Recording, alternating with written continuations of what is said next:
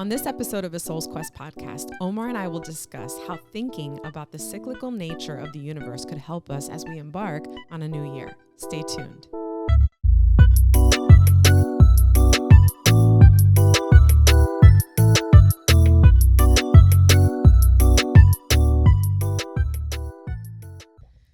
All right. So we're talking about... Happy New Year. Oh, yeah. Happy New Year. Well, not quite yet, but yes. No, Happy New Year. Happy New Year. Okay. Time is all relative.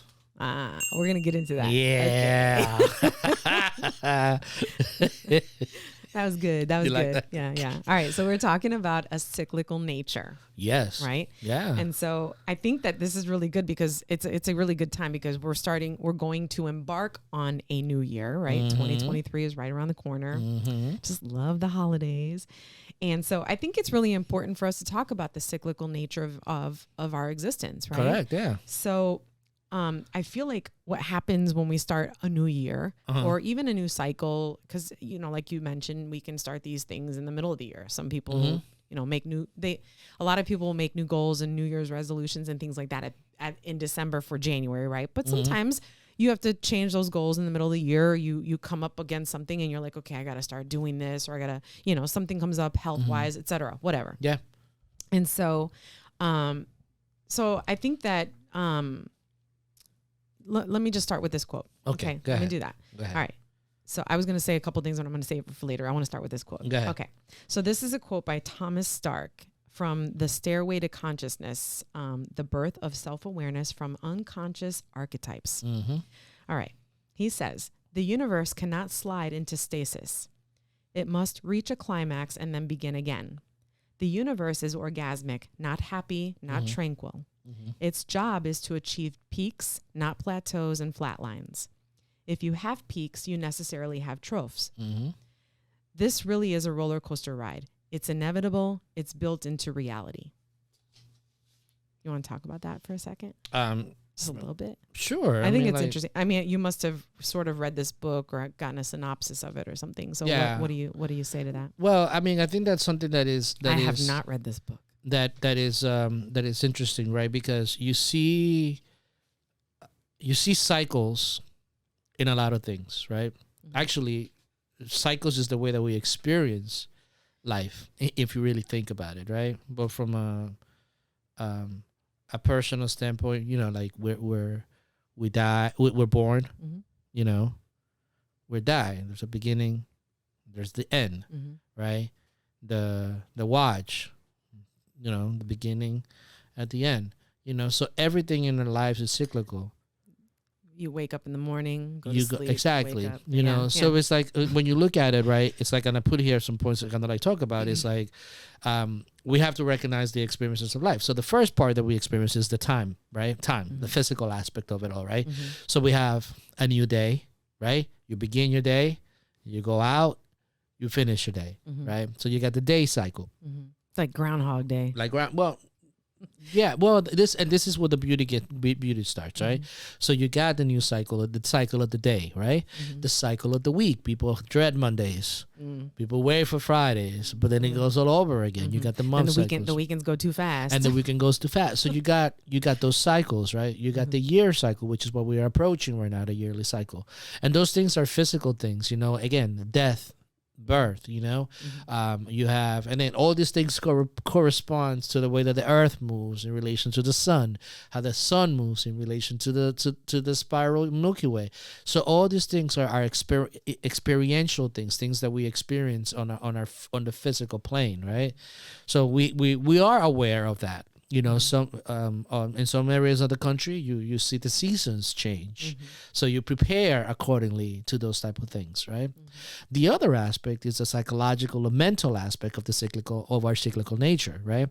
When this is why Eric Erickson does so well in the stages of life, of developmental life. In one of his books, that he talks about how we are developing from an infantile to an adolescent to a young adult to an adult to a mature individual, right?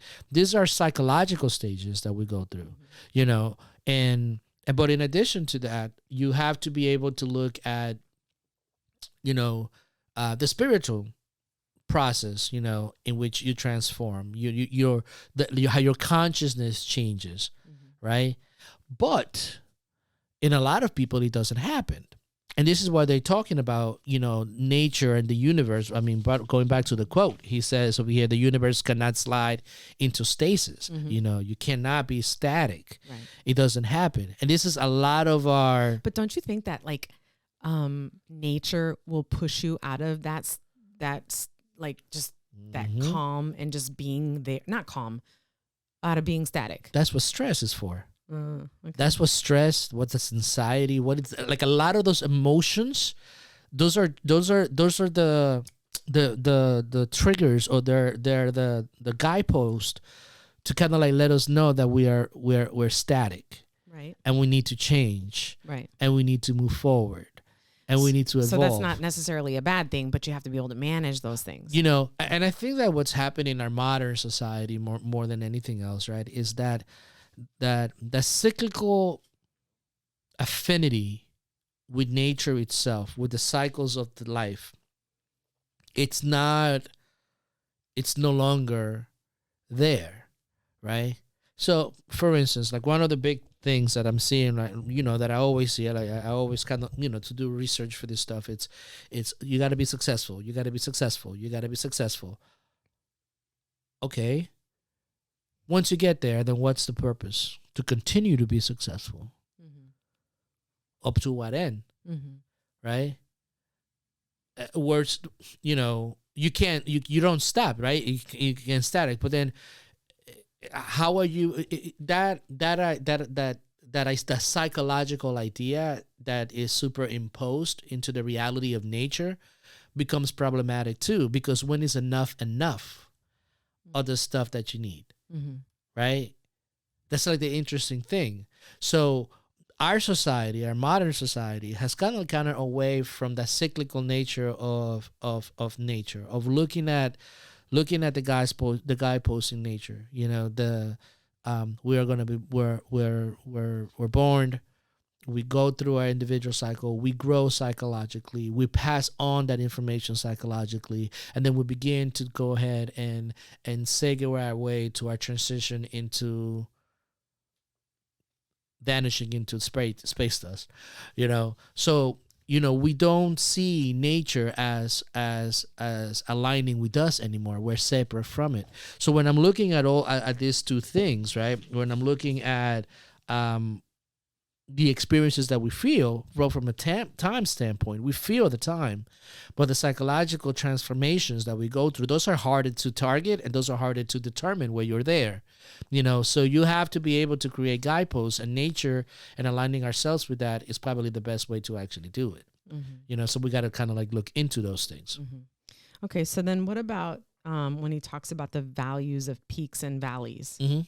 What do you think that means? So again, is that when we were talking about like stress and anxiety? Yeah. Or? So let's say, for instance, you achieve, let's take Maslow's hierarchy of need, right?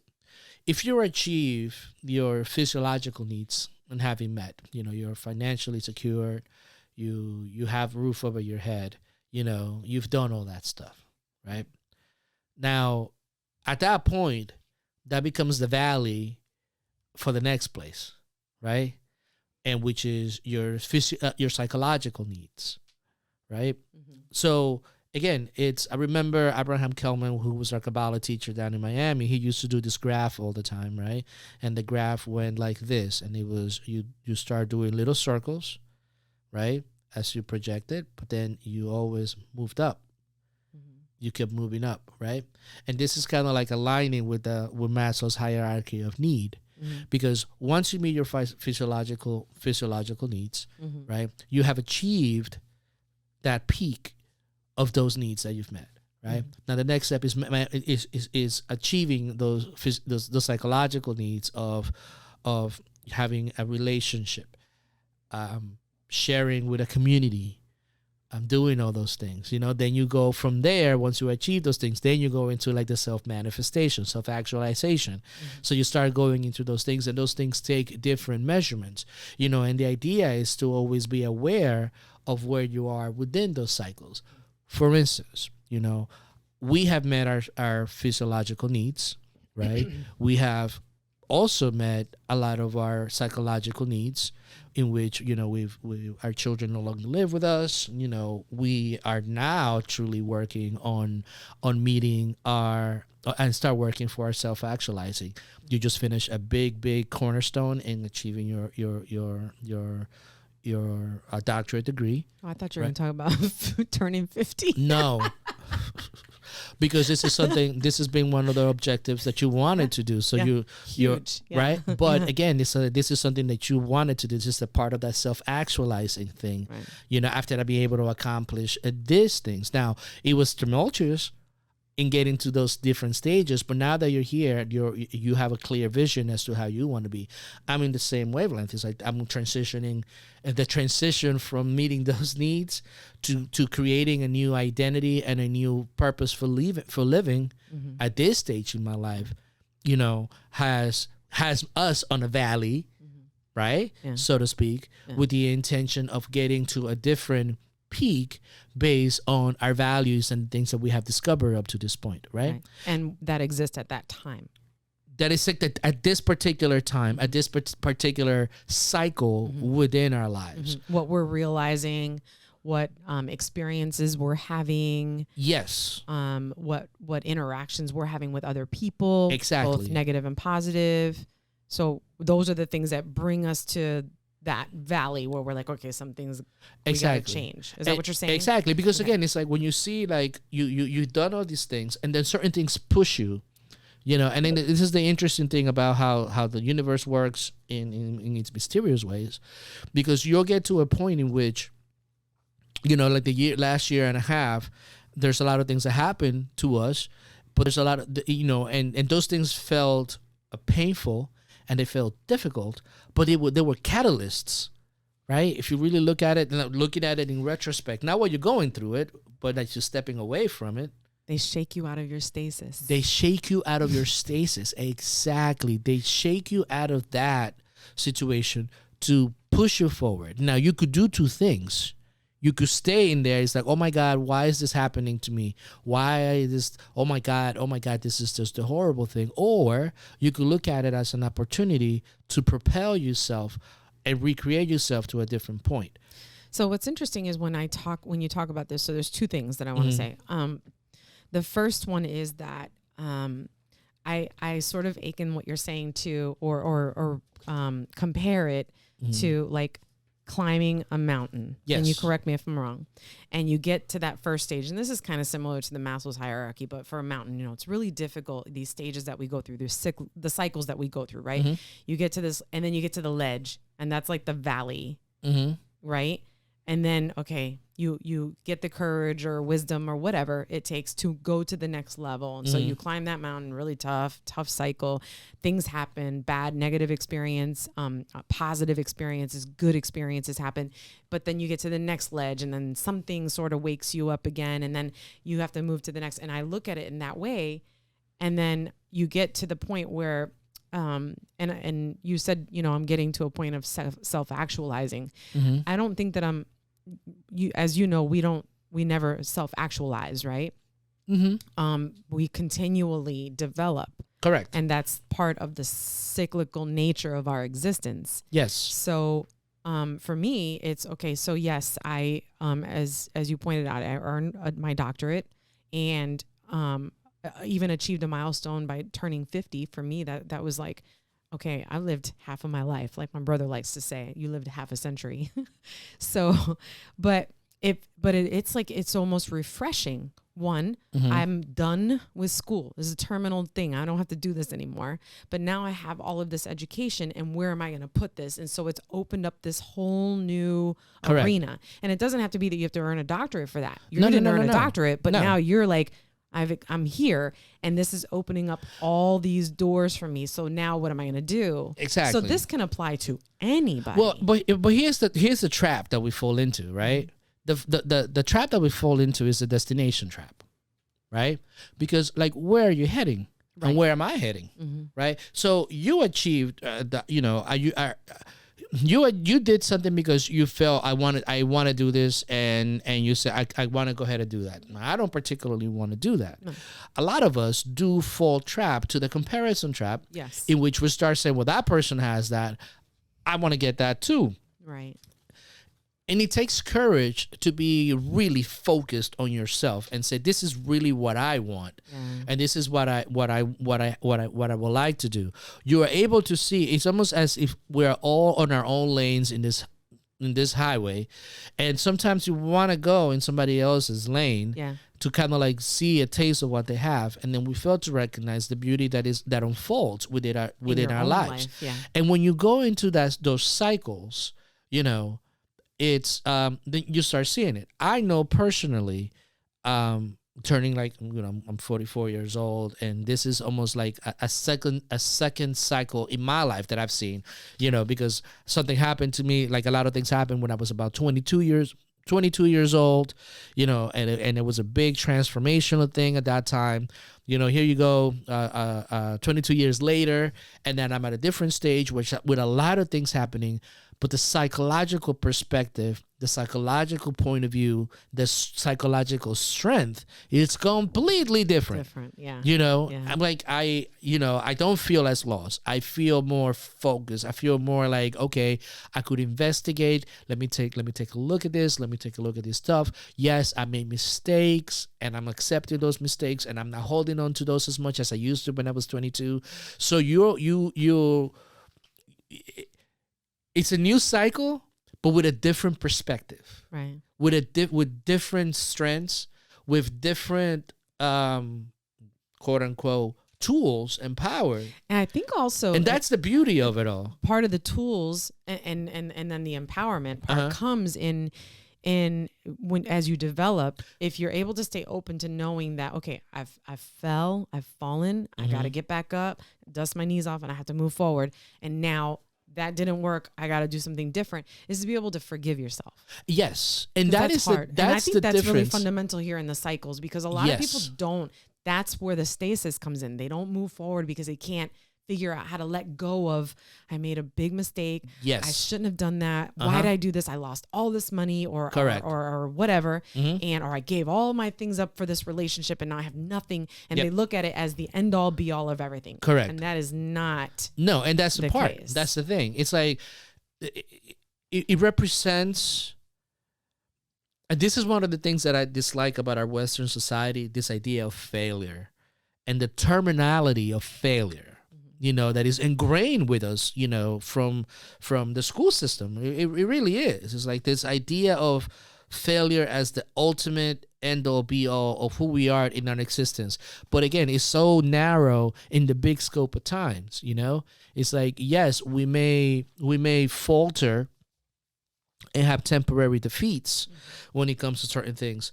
But as time progresses, those emotions dissipate, whether you willingly or unwillingly, emotions will dissipate and they come and go, But as you continue to progress and you continue to move forward and you continue to change the perspectives and pick up things along the way as you go through, you begin to see life in a different way. You're beginning to see the beauty into it. And now, I'm not going to lie to you and tell you that I haven't felt depressed even within the last 2 years. Oh, it's not easy to go through these things. I'm not saying that it is. And this is the beautiful thing about looking at life as a quest. Yeah. Right. Because in a quest, and that's the part of like the hero's journey's monomyth, is that you got to go to trials, and most of those trials for us are psychologically. Some of them are for a lot of us is physically. We go through some physical trauma, or physical things that we have to overcome. Yeah. But for most of us, it's really a psychological thing. Right. That we need to understand and be able to recognize that.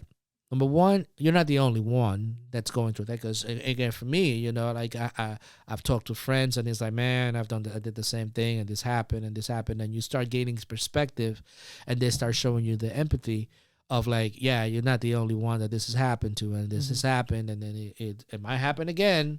You know, how to being betrayed, losing money, doing all that stuff. It's like it's happened to a lot of people. So the idea is to recognize in our world that we're not the only ones, right? But then also go back to the beauty of, okay, I was over there, and all this stuff happened. Now I'm here. What did I learn? Now that I'm at this peak, or that I'm at this valley, okay, the next peak looks like this. I'm going to work to get through that peak. Right? And that peak is going to be a valley for another peak. Right. Which is what I was talking about with the exactly. with the mountain. Yeah. With the mountain. So then what do you think the consequences are then of being in stasis, like just of doing nothing? Of doing nothing? Yeah, just becoming like completely docile. Yeah, this is when apathy sits in. This is when hatred of others sits in. This is where all that dirty muck that you see like resurfacing. Envy, hatred, dislike, disdain. Comparisons, like all this disdain. Like we really truly equates to death in metaphorical terms. Yeah. Right? It like really equates to that. Because when you become resentful, you become, and that's one of the responses, right? That in that anger spectrum, right? In the other spectrum is the one of worthlessness, like the depression side. Yeah, on that self-minimizing side, right? Self-esteem. Yeah, questioning self-esteem, questioning who you are, questioning your validity as a human being, questioning your purpose, questioning your worth, questioning all these different things. So you have those two reactions, right? It's like it's a spectrum, and that's what happens when you get stuck, because all of us get stuck, right? I think. At some point or another, even the most successful people get stuck, right? And again, it's like this idea of success and in comparisons that's kind of like hard, because you know, and I see this, where I see this a lot on is like in hip hop culture. It's like you have to be like infallible, it's like, you gotta be like perfect. And that's the part that is kind of problematic when it comes to that driving into that culture, because it's not like you can't make mistakes, because I'm the man and I'm this and I'm perfect. And when you start listening to that, particularly, and you go into that point and then you're no longer that, it's like, damn, what am I? It's like you see that in that spectrum, but you could see it in other aspects of society too. The outside pressures of having to be perfect, and failing to do that will either drive you into a depression or a dark place, or it will drive you into that place of hatred. I think what's you mentioned earlier that a lot of the sources of the perspectives of failure and how comes from school, right? Yeah. Or from our elementary schools and high school and whatever. But I also think that that's. And I agree with you, because you get an F, you failed, you're done, and how do you come back from that? You feel like a loser when you fail a class, you're like, I got to do this again. And then kids give up. Of course. Yep. And so I think that's really unhealthy, and I think it's something that needs to be addressed. But I do also think that society, I see a lot of it, because I see a lot of, like quotes and things like that, or how they talk about like be persistent and failure is not an option and whatnot, and so on and so forth. And I'm not failure is an option. It's okay to fail. And that's a bad word, because I don't think it's failing. I think it's that you gave it your best, you tried, and it didn't work. So what do I need to do to change my methods to make this work for me in this way? Or maybe that's not what I need to be aiming for. Maybe it's this. And how do I get, you know what I mean? Yeah. But I do think that society tries to put out positive messages for people to kind of grasp onto. So here's the thing, right? I did and I haven't put it out yet, but we did a video actually that is on our YouTube channels about the three-headed dragons, right? One of them is religion, And the other, I forgot the third one because I don't remember. I write things down and I just do. But one of them was religion, right? I don't remember. And the things, but I do remember. And one of them was culture, right? And culture is a dragon, right? It's a problematic dragon.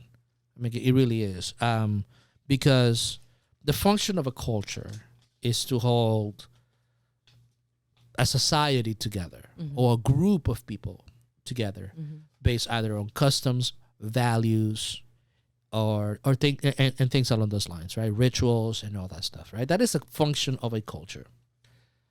Our culture, with the drive and the purpose of achieving, right, primarily a financial status, right, has created models that are kind of problematic.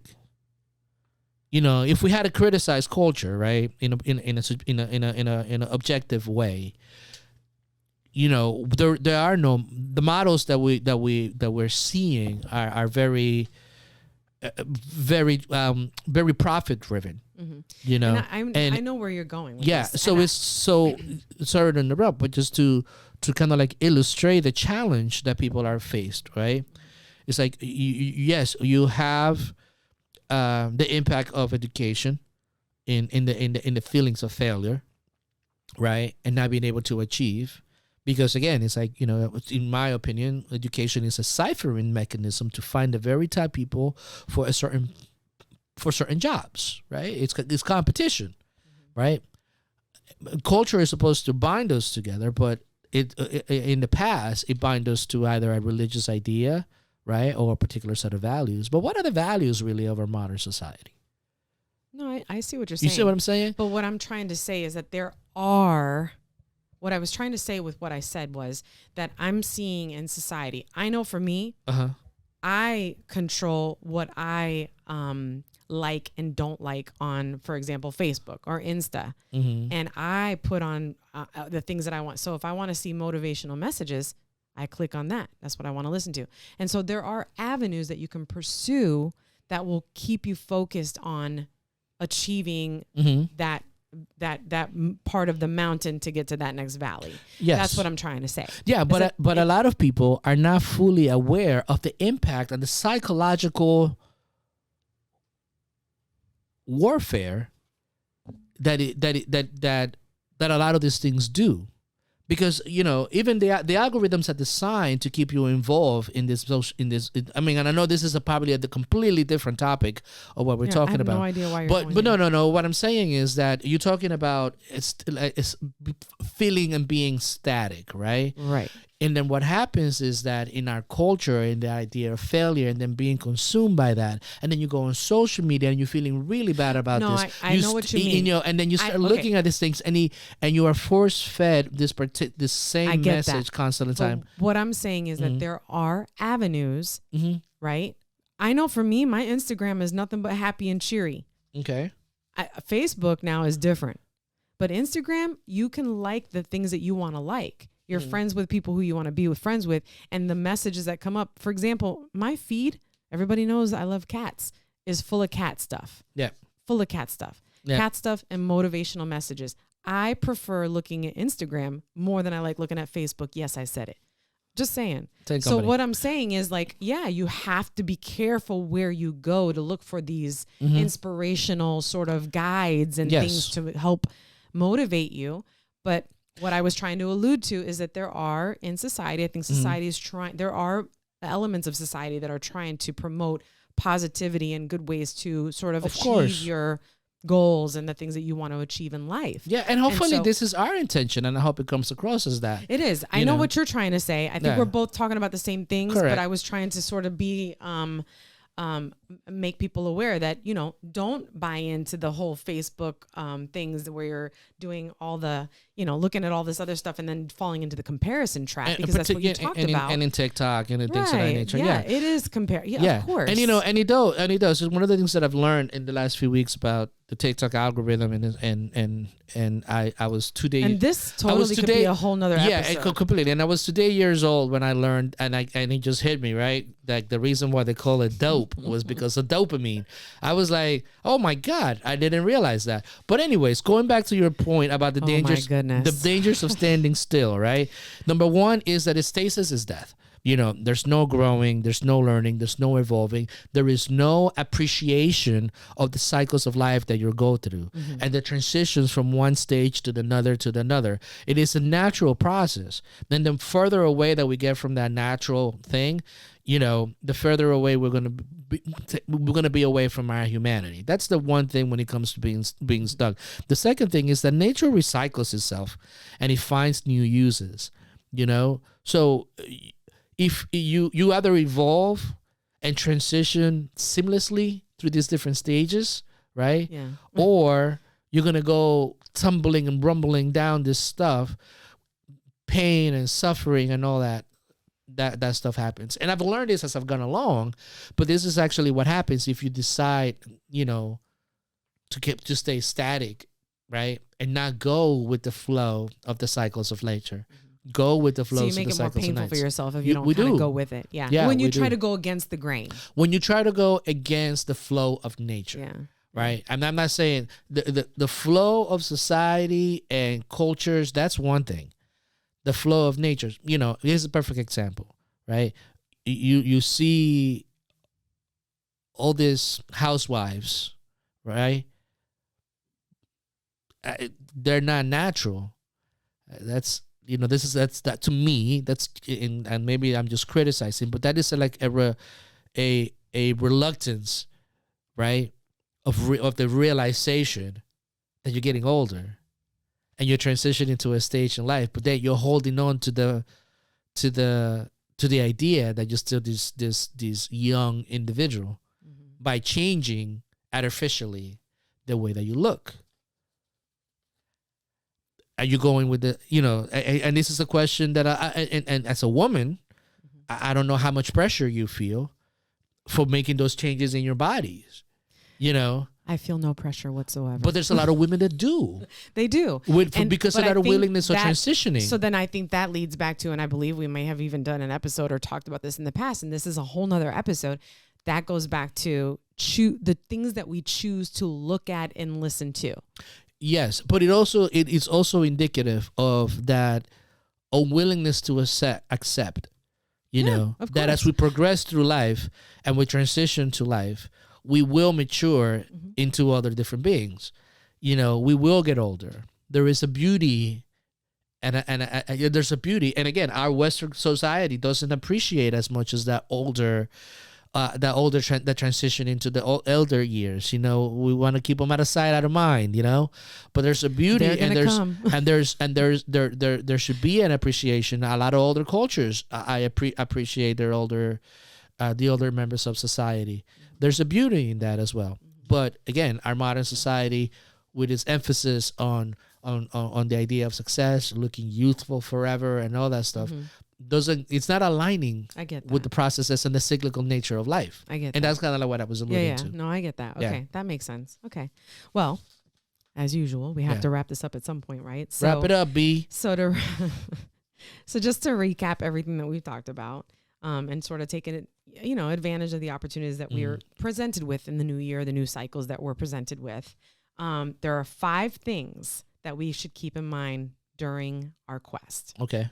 1, recognize that life is a cyclical quest and the destination is to evolve. Yes. That's pretty blunt. I mean, that's the whole point. That's what you were literally just talking about, is not staying stuck. Okay. 2, don't be afraid of time running out. All cycles have a start and an end. Yes. Okay.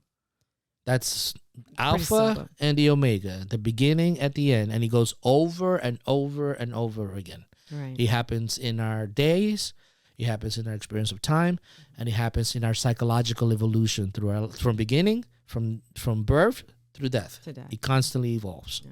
Okay. 3, concentrate on your psychological and mental development. Yes, obviously concentrate on your physical well-being, right? I'm not, take care of your body, take care of your of yourself. But I think your psychological and mental well-being are what help you with your physical. It will definitely help you with your physical, because you have to be aware of that cycles, and those cycles don't happen at particular times, right?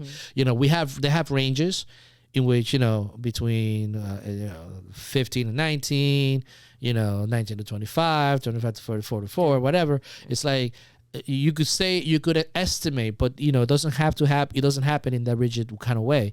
It kind of like happens. That's why you have to constantly be aware, and you have to be able to know yourself in relation to where you are psychologically to where you were before. Right. Yeah. And know what something should look like on the next. What are those values that need to be, that you would like to see on the next stage of your life? Right. Or that have to be adjusted. Or that have to be adjusted. Yeah. Okay. Yeah. All right. 4, appreciate and be wary of the peaks and valleys. Yes. Okay. Be wary. Yeah. Because for instance, again, this is, you feel like you got somewhere, and the idea is that are you gonna stay there? Right. Right. Right. Or you are going to continue to evolve psychologically primarily, and it doesn't mean that you have to achieve some grand thing, but are you evolving psychologically? Are you evolving psychologically and transitioning to those cycles of life in a way that is that you're appreciating it?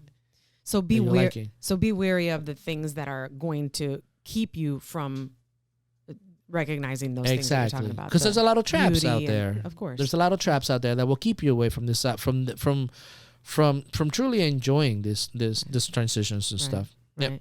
Okay. And then finally, remember that being static, standing still, and doing nothing is the greatest sin. That is the greatest sin. The universe doesn't stop. Nature doesn't stop. It evolves. It adjusts. It moves. Our Earth, the moment our Earth stops, we all die. Actually, I think that we all go flying somewhere. I think that's what happens. But okay. Sounds scary. I'll be dead before that happens, I hope. So it's like, so that's the thing. That is the greatest sin. Yeah. Yeah. Okay, so we'll leave our audience with this quote before we end here. This is by Phil Cosenow. Imagine the wheel of time turning in a seemingly endless round, revealing that the beginning is the end of another beginning. This is the cyclic nature of the inward journey of creativity, which is by nature back and down, back in time and down into the soul's depths. We hope you enjoyed this episode. Comment below with your thoughts and remember to stay connected by sharing and subscribing.